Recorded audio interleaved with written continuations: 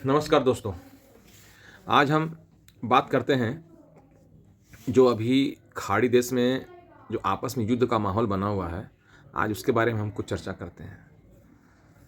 आपने इस युद्ध के दौरान आपने ध्यान दिया कि इस पूरे मिडिल ईस्ट का जो संकट है, इस बीच में भारत एक अजीब सी खामोश कूटनीति खेल खेल रहा है। ना कोई बड़ी घोषणा हो रही है, ना कोई प्रेस कॉन्फ्रेंस हो रही है, लेकिन फ़ोन कॉल्स कंटिन्यू लगातार हो रहे हैं। और सवाल यह है कि क्या भारत और ईरान के बीच कोई चुपचाप समझौता बन रहा है? असल में भारत की सबसे बड़ी चिंता इस समय युद्ध नहीं है। भारत की सबसे बड़ी चिंता इस समय है स्ट्रेट ऑफ हार्मुज, जो दुनिया के लगभग 25 से 30% तेल, क्रूड ऑयल और एलएनजी इसी रास्ते से गुजरते हैं। टोटल दुनिया में जितनी भी सप्लाई होती है उसका 25 से 30% हिस्सा जो है एलएनजी और क्रूड ऑयल का और एलपीजी का इसी रास्ते से होकर स्ट्रेट ऑफ हॉर्मुज से ही गुजरती है। चाहे उसमें आपका भारत के लिए जो महत्वपूर्ण है, जैसे पेट्रोलियम हुआ, एलपीजी, एलएनजी, फर्टिलाइज़र्स और केमिकल वगैरह भी जो है वो भी इसी रास्ते से आती है। बाकी देशों में जाती है, हम भारत की बात करते हैं। इन सब की सप्लाई का बड़ा हिस्सा यहीं से ही आता है और यहीं से गुजरता है, सबसे बड़ा हिस्सा। अब अगर ईरान और अमेरिका के बीच तनाव के कारण इस रास्ते में जहाज़ों का रैंडम अटैक होने लगे तो असली समस्या क्या होती है? अब अगर किसी जहाज़ पर रैंडम अटैक अगर हो रहा है, चाहे अमेरिका हो चाहे ईरान की तरफ से हो, तो रास्ता जो है वो टेक्निकली बंद नहीं होता है, लेकिन कोई जहाज़ उस रास्ते पर जाने के लिए तैयार ही नहीं होता है। रास्ता टेक्निकली बंद नहीं होता क्योंकि उस स्ट्रेट ऑफ हॉर्मुज किसी की अपनी संपत्ति तो है ही नहीं, लेकिन उस पर कोई जहाज़ जाने के लिए तैयार ही नहीं होता है। कारण कि इंश्योरेंस जो है, उसका जहाज़ का इंश्योरेंस वो महंगा हो जाता है और जो क्रू और क्रू मेंबर जितना भी रहते हैं वो सब डर जाते हैं। शिपिंग कंपनियां जो है वो अपना रूट बदल देती हैं। आज जहाज़ अपने तो चल के जाएगा नहीं, उसका क्रू मेंबर तो होंगे, जान सबको प्यारी है, तो वो भी डर जाते हैं। तो असली संकट यही असली संकट है और यहीं पर भारत शायद अपना जो उनकी जो क्वेट स्ट्रेटेजी है वो खेल खेल रहा है तटस्थ रह के। अच्छा, खबर ये आई है कि कोच्चि में जो मौजूद ईरानी जहाज़ के जितने भी ईरानियन जो आपके सेलियर्स थे उनको भारत वापस भेज रहा है।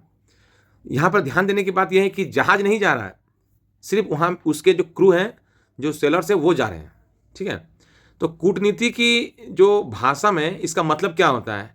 यह एक सिग्नल है, यह एक देश को दूसरे देश, एक देश का दूसरे देश को सिग्नल है। ये कोई लिखित में नहीं है। तेहरान को यह संदेश है कि भारत तुम्हें दुश्मनों की तरह नहीं देख रहा है, ना दुश्मनों की तरह तुम्हें ट्रीट कर रहा है। तो जब तेहरान को यह संदेश है तो वाशिंगटन को क्या संदेश है? कि हम आपकी लड़ाई का हिस्सा नहीं है। वहीं गल्फ देश को क्या संदेश है? कि भारत एक न्यूट्रल जो है वो मैरीटाइम पावर है।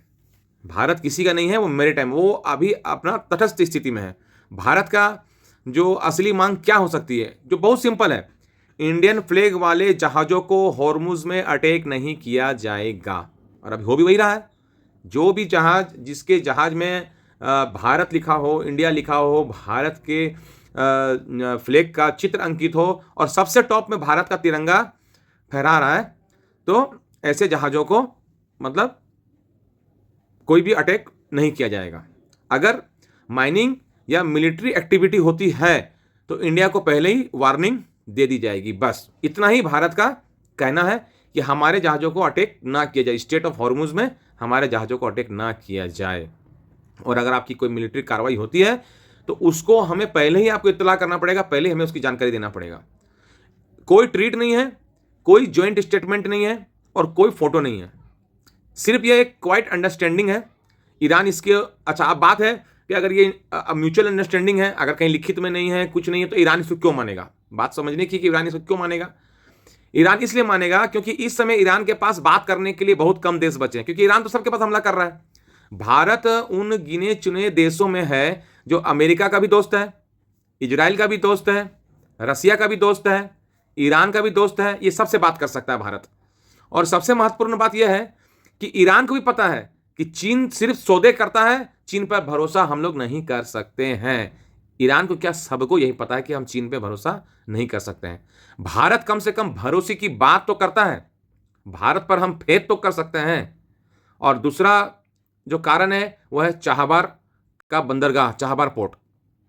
ईरान भी जानता है कि युद्ध के बाद अगर उसे दवाइयाँ, खाद्य सामग्री और ह्यूमैनिटेरियन सप्लाईज चाहिए होंगी, आदि जो भी इनकी जो रिक्वायरमेंट होती है, तो भारत ही एक सबसे ज़्यादा भरोसेमंद सप्लायर है। ईरान इस चीज़ को बहुत अच्छी तरीक़े से जानता है और यह एक सच्चाई भी है।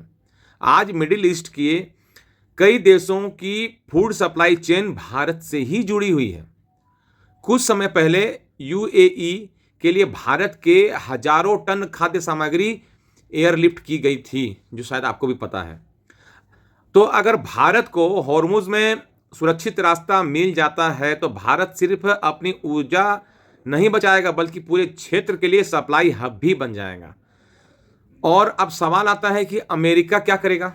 अब तो यहाँ बात इजराइल की कर ली हमने, ईरान की कर ली, तो अब अमेरिका क्या करेगा। सच बोले तो अमेरिका इस समय भारत से टकराना नहीं चाहेगा, क्योंकि दुनिया का तेल बाजार अस्थिर है और भारत उन देशों में है जो रिफाइनिंग कैपेसिटी और एनर्जी मार्केट को स्टेबलाइज कर सकता है।